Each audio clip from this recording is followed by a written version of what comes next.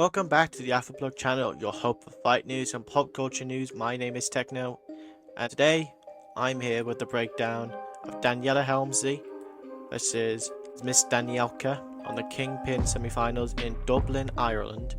This fight is going to be interesting because both girls weren't exactly the best in their previous fights, but, well, actually, Danielka didn't actually do that bad against Elle Brooke, and in my opinion, they got the scores wrong. Looking at Daniella, what I liked about her in her fight was, even when she was getting hit, she kept just keeping her hands up and kept trying to defend punches. And it's good to see that some fighters aren't just gonna keep their hands down all the time. Like, she kept her hands up a lot and was clearly capable of defending herself. But what I didn't like when watching her fight was her movement and her footwork wasn't exactly the greatest. And obviously, like, I can't be critical about someone who's doing their first fight in front of potentially thousands, but as a boxing fan, I had to look at this like strictly when it comes to skill. Like, her footwork wasn't the best, and that left her vulnerable to Julie, who definitely had more power and was a lot more aggressive, which I think is a good avenue for Danielka to exploit going against Daniella, because if your opponent doesn't have great footwork and can't get out the punches quick enough, or not in a good way, like to where you can easily land a good uppercut or potentially good right hook on them, then you're gonna just catch them and they're gonna get hurt a lot, and just allow you to bank more rounds. So if I was Daniella's coaches, footwork is something that definitely needs to be improved on. And going further into the fight, like, Julie's pressure was just too much for Daniella going further into the fight. But I do gotta say, like, I've got a lot of respect for anybody who gets in there, and anybody who could take a beating and not like just fault under the pressure, and I've got a lot of respect for them. And Daniella is definitely one of those fighters after that beating she took from Julie, and she did land some good punches of her own, but it just wasn't good enough for Julie's pressure and power. So I think her coaches are definitely going to have to look at that and think, what does she need to improve on to beat a Danielka? So footwork is something that definitely needs to be improved on, because her movement wasn't the greatest, and head movement, again, like I said in my previous breakdown of Barbie and Emily Brooke, head movement is very important, because you just can't keep your head on a line. You have to move it out the way so you can slip punches and then counter.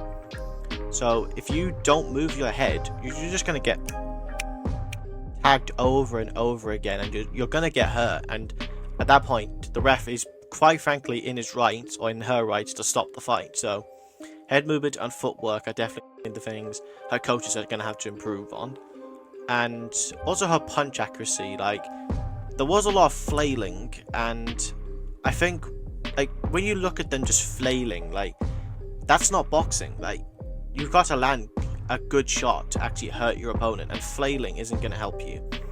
So, but moving on to Danielka, she went against Elle Brooke, who is being considered the greatest female influencer boxer. After this fight, I definitely wouldn't say she is, because she arguably could have lost that fight. And I think Danielka definitely held her own there, and despite the fact that this is her first fight compared to Elle's second or third, I believe, she just wasn't probably going to win, like, when I first watched this fight. But over time, over the pace of the fight, I thought, wow, she's actually doing quite okay. And what she did good was she had chin and she had heart. She was willing to go forward and just land on her. But I think what I don't like about some of these fights is, it might look funny, it might be fun in terms of entertainment, which it is, but as a professional boxing fan, I can't ignore the fact that those punches, like, had no power. They were either from the hip, or they just were just not landing flush, or landing well enough to actually deal some damage and get reactions out of Elle. So that's something that they probably gonna have to work on, her punch power and her punch accuracy.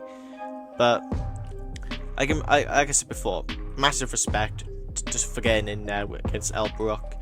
And I think she can do it against Daniella, but I think if she wants to get further into influencer boxing, she has to improve on a lot. Her punches aren't thrown correctly.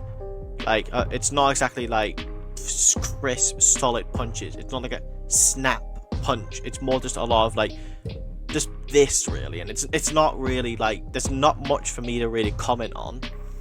Like, she's got heart and she's got like the will to go, and she didn't, like, she was getting landed on, but I'm struggling to really think here, like, of what Daniella and Danielka can really do against each other.